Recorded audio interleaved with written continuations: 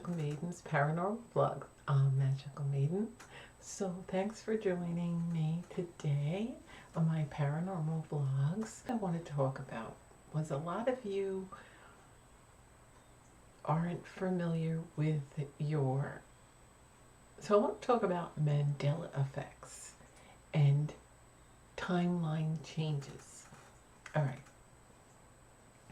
So most of us think that you'd feel it or you'd know it when there's a timeline change. So the timeline changes are what affect you, and you get a Mandela effect. So that's what's giving you the Mandela effects. A lot of people don't know what causes it, but it's your body, your consciousness is like a vehicle, and you're moving because it's a timeline change. Time is fluid. The past, the present, and the future are happening at the same time. And we have different timelines where we exist as the same person, maybe a little bit different. So some of you may believe that, some of you may not, but either way, it exists. So the timelines, this is what's happening. Most of you don't realize this. You change timelines throughout the day. You do. And it's not like you're going to see this major thing. It's little things that are going to be different. Like, let's just say the Mandela effect. Like, all of a sudden you'll see a certain celebrity died, another one's dead, or, oh, I wonder what happened to this celebrity, and you look it up and you're like, that one's dead, but it was alive. I looked it up the other day. Things like that. Book spellings, like the famous Bernstein Bears and other things. So it's because you go through different timelines. It is said that when you walk through doorways, you're changing a timeline. That's why you forget things. Do you ever notice that? You're thinking of something you're going to do or something you're going to get, and you walk through a doorway and you completely forget what it was. You're like, what? So now you walk back that way sometimes to remind yourself, and then you remember. It's because whenever you do that, you're changing timelines. Whenever you get in your car and you go on a trip, you're changing timelines. Little things are different that you wouldn't even probably know unless you're searching or unless you just happen to notice. And hence we get the Mandela effect. So that's what it is. I know a lot of you don't understand it. Some of you get it. Now you put the pieces together because in timeline changes, it's not going to look all futuristic or that your house is gone or this is gone. It's going to be little tiny things. Okay, little things here and there that are different or that don't exist anymore. So it's not going to be that in your face.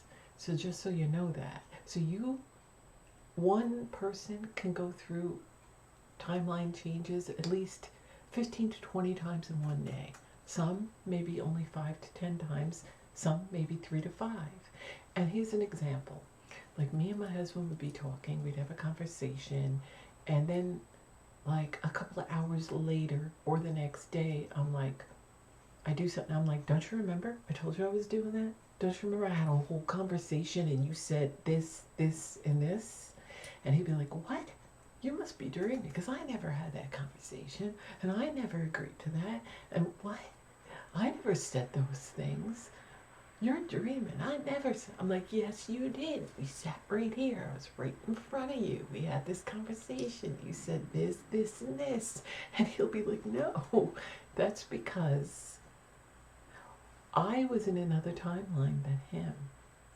So I was with another him because there's different versions of us. It's like string theory. So there's different versions of us in each timeline.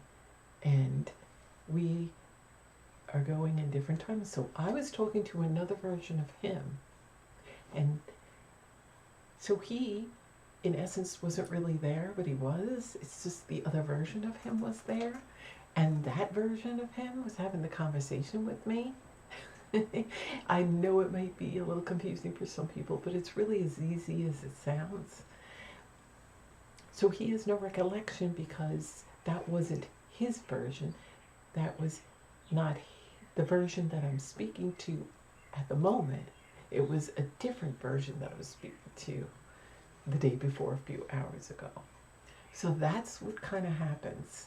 And I travel a lot more than my husband. I've noticed that because I'll be like, don't you remember that? He's like, ah, but now he knows. I go, well, I was just in another timeline, so the other version of you knows what I'm talking about. That's what I say. And that's what happens. So now you know. And it's nothing really to fear because you've been doing this all your life. And I believe deja vus have something to do with that too. Because you've already jumped ahead to another timeline and now you're back, so your other version knows about that and now you're catching up to it. I believe that's what deja vu is, but I do know what the other Mandela effect is. You're moving timelines. So it's nothing nefarious like CERN did. It's like other people are saying, it's just you're going through timelines. And other versions of you exist as well as other versions of everybody else, you know? So that's all it is, and we've been doing this all our lives, but we're noticing it now because we're awakening, and that's why we're noticing it. Because in the past, we didn't notice it, but we were still doing it. Now we're doing it a lot more, and we're noticing it because we're more awake. There's still a lot that don't notice it because they're not awake. So they just go through life like, and they have no clue. And they don't even know what the Mandela effect is. And they're like, they regurgitate the definition of it that's in Google. You're just misremembering things. It's like mass misremember. Try to say that 10 times fast. Mass misremembering things. And of course, so it's like, and they always regurgitate that exact definition when you bring it to a sheeple or a sleeper or a normie, as we call them. So that's really all it is. It's not as spooky as you think. It's kind of fun to know that you actually travel to another timeline where some people are awake, you know, where some people are alive and then they're not, and they're alive and they're not. And certain things exist and spellings change and certain things don't exist anymore. And it's just like, you're not going crazy. It's just timeline changes. And you've been doing this all your life. You just notice it now because you're awake. So it's as simple as that. Not a big mystery, really. So, Halloween is coming. This is the spooky month. So for you out there that haven't seen any of my paranormal vlogs, please go check them out from 1 to now. Go check them out. Make sure you're subscribed, like, share, and comment, even if it's just to say hello. I have a variety of different types of paranormal vlogs. I have EVP clips, and I also have some spirits, entities, and interdimensional being pictures that I catch in water. And I call that water scrying, but it's a little different. But yeah. So anyway, I just wanted to talk to you about that. And some of my paranormal vlogs touch on many different things about how I had a bad experience with the Ouija board and not to use them really. So there was that experience, and then I tell you about the whispering dolls. The whispering dolls, see, I don't allow any dolls in my home. When I tell you about a story about, and I'm not going to get into all the details. If you want to know the full story, go check out my paranormal vlog, and I believe it's titled Whispering Dolls. Okay, so I was, you know, growing up, I was young, I had dolls in my room. Some were hand-me-down dolls from like the 50s that my sisters had, that my cousins had, and I ended up with them. And some were mine. Now, I only had one doll that was safe because she wasn't really all doll. There was like, it was a doll called Lazy Daisy. I don't know if you remember. It had like some like rock inside it, like slate, to make it sit up, and then it would just go. This is the 70s, people. They didn't have like these cool toys. So yeah, the doll was named Lazy Daisy. And that one was safe, and all my stuffed animals were safe. What was not safe were all the dolls. They were like dolls like this, you know. And what they would do at night, I always slept with a nightlight, and I get into that for reasons. And I could see them at night. Like if I was laying in my bed, all my dolls were there, and you could see them, and they were all like, you could see them moving their face like very, very slowly. Like you'd have to get a time lapse camera, okay? But since I'm aware and have my abilities, I've noticed this, and you can hear them whispering. You'd hear, and they would move their facial features and kind of move very, very, very, very slowly. You'd have to be aware to notice this. And then you would hear them whisper. And I've had other people notice that, and I tell you about that. Other people that stayed in my room. I had a friend that used to live diagonal from me, and she slept over one night, and I told her about the whispering, moving dolls, and she's like, yeah, yeah, yeah. So I was on my bed, and she had the floor, and then the dolls were here. So, you know, my parents were still up. It was a weekend. They were downstairs watching TV. I had a big 5-floor house. And we were on the we were on the 4th floor. There was one more floor, and in my room. And she was looking for that. I go, remember to look for the dolls and listen. So it got quiet, and she saw them moving, and she heard them, and she got really, we were really, really young. I forget, maybe 8 or 9, and she started crying. She had to go home. So it was around 12:30, I don't know, maybe later, I don't know. And my parents had to bring her home. She didn't want to stay. So she never slept over my house again. She didn't even come over to my house. I had to go to her house. She was afraid. So she got creeped out and was really afraid to come over. No, a lot of people were freaked out to stay over my house because it was a big house, 5 floors, and my parents are from Italy, so there was a lot of Italian furniture, like a lot of antique Italian furniture. Now they were just, my parents owned it, but they were old, so they were antique. And yeah, so it probably looked spooky to people because their houses weren't as big as mine, and they didn't have all this fancy stuff around, and they kind of felt scared, you know. Plus, you can feel it. Like I said, there was something in my house. So I never really asked what it was that was in my house. So my sister lives next door, and the other day we were talking about the land, because she would have experiences as well. And we were talking about what is on that land, because she told me that a neighbor of ours, and I didn't know because I was the youngest out of 4. So I have 3 older sisters, and I was the youngest. And they used to pick on me and make fun of me because I was clairaudient and I didn't understand all these things when you're little. And again, it was the 70s, the early 70s, so nobody talked about this stuff. If you talked about paranormal, they thought you were crazy. They didn't have paranormal shows, they didn't have paranormal investigators. About the only people I know that were paranormal investigators were the Warrens, and that came in the later 70s with the event of Amityville and all that. So basically, people really didn't discuss things like that much anymore at all, you know? And you were considered a weirdo, crazy, you know? They'd pick on you, make fun of you. So my sisters didn't really tell me, because they liked picking on me, that they were having, you know, at least I know she had experiences, and she told me that a neighbor said things were going on in her place. So where I lived used to be potato farms, all potato farms. So there was definitely something on the land, and I tried to look up what, you know, any records, but then you have to pay for things, or you have to go to the library to look.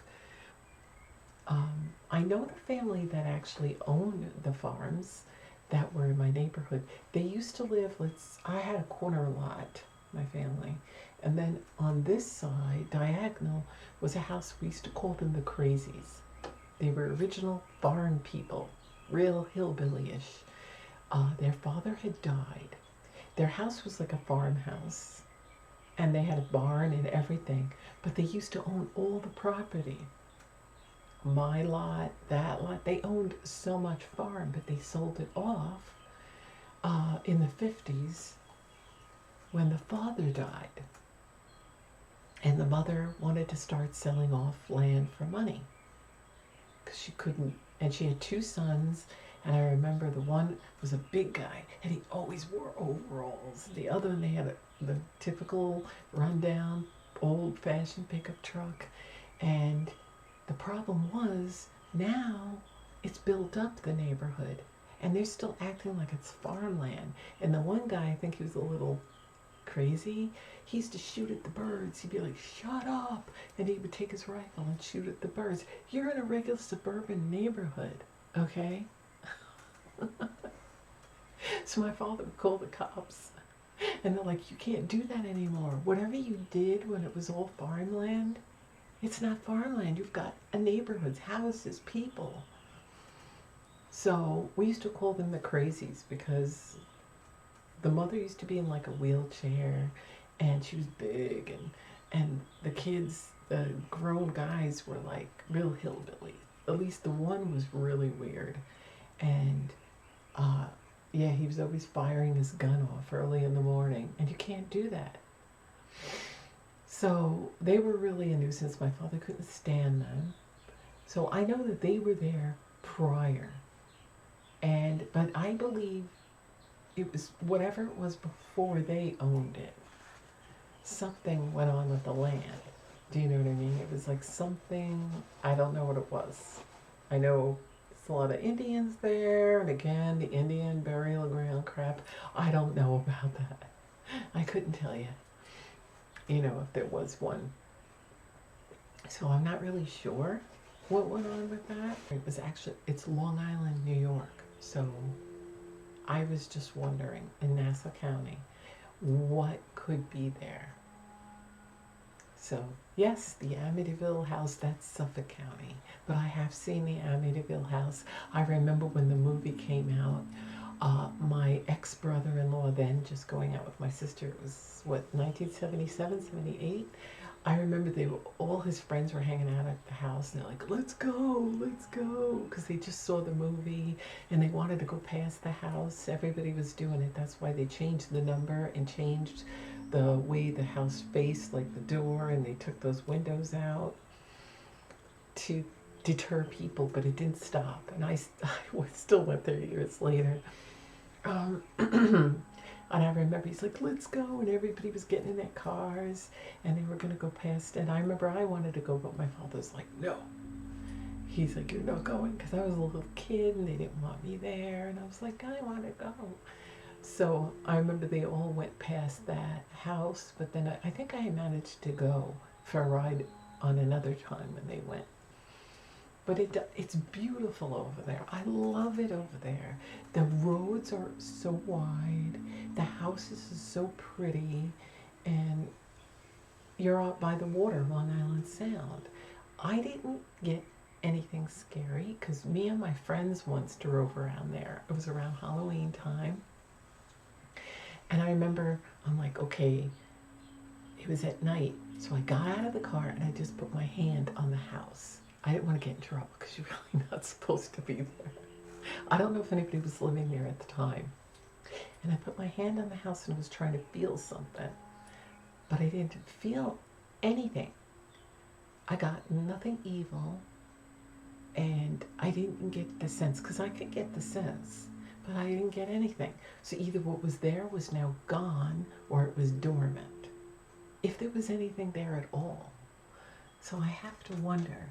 And I'm not saying they're lying, but I don't know. I didn't get nothing.